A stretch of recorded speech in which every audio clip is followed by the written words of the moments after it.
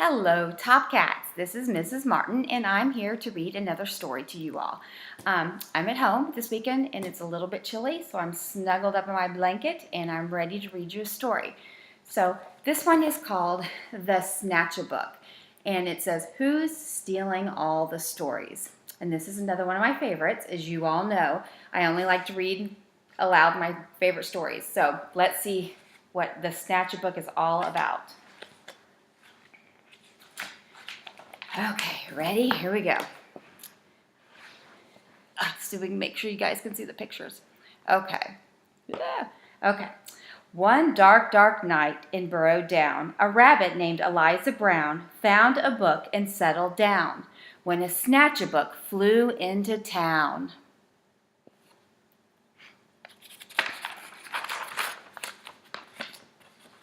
In every house, in every bed, a bedtime book was being read.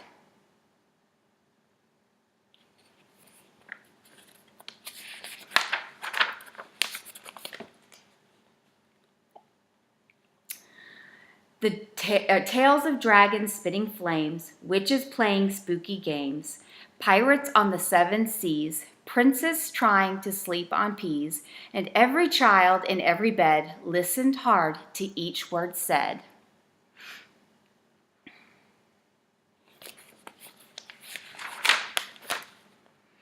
Eliza Brown at number 3 was reading quite contentedly. Her curtains opened just a chink. She barely had a chance to blink. Her storybook just disappeared.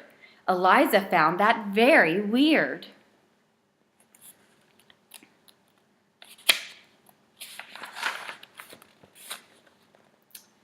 The little owls on Mommy's lap were quite surprised to hear a tap against their bedroom window glass. Tap, tap. The noise came really fast. Before they'd even looked around, the book was gone without a sound. The wind blew wild across the sky. The smallest squirrel heard a cry. "What's that?" she whispered to her dad. But then, and this was really bad, before they'd had a chance to look, she'd lost her very favorite book.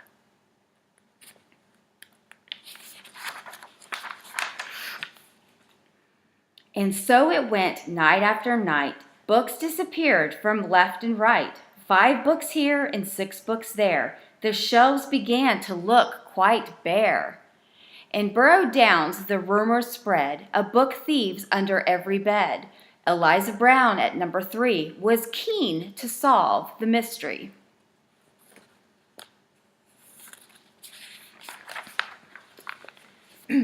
She planned one night to lie in wait and use a pile of books as bait.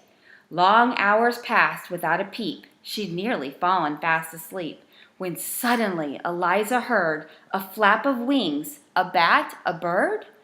Eliza saw a shadow loom, enormous right across her room. What kind of monster could it be? Eliza thought. You don't scare me. And yet her heart was beating fast. She'd have to face the thief at last.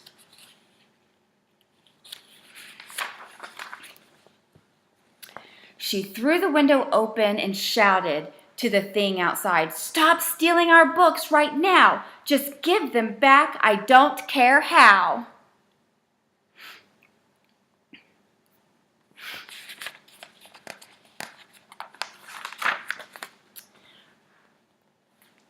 "I'm sorry," came a little voice. "I really am. I had no choice." Eliza looked down in surprise. She couldn't quite believe her eyes. "So who are you, and what's your name?" The creature hung its head in shame. He mumbled with a mournful look, "I'm just a little Snatchabook." He looks kind of sad.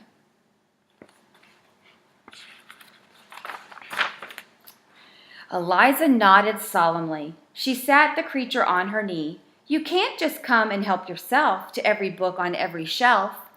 A tear rolled from the creature's eye. He began to cry. "I know it's wrong, but can't you see? I've got no one to read to me." Eliza sighed. He looked so sad. If he just had a mom or dad to read him stories every night, well, then he might behave all right. That very night, they hatched a plan, and so the Snatchabook began. To give back all the books he'd picked, Eliza Brown was very strict.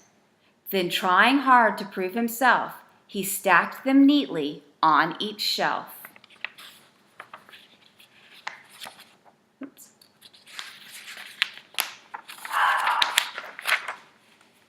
And when he'd made his first amends, Eliza called on all her friends and told them how he'd worked all night to turn a wrong into a right. And now, each night in Burrow Down, as darkness falls upon the town, in every house, in every bed, a bedtime book is being read.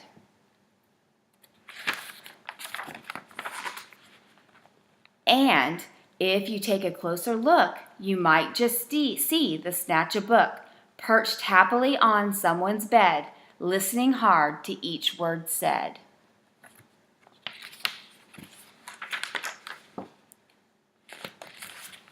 The end. I hope you all enjoyed the book, and I hope you all have sweet dreams. Good night.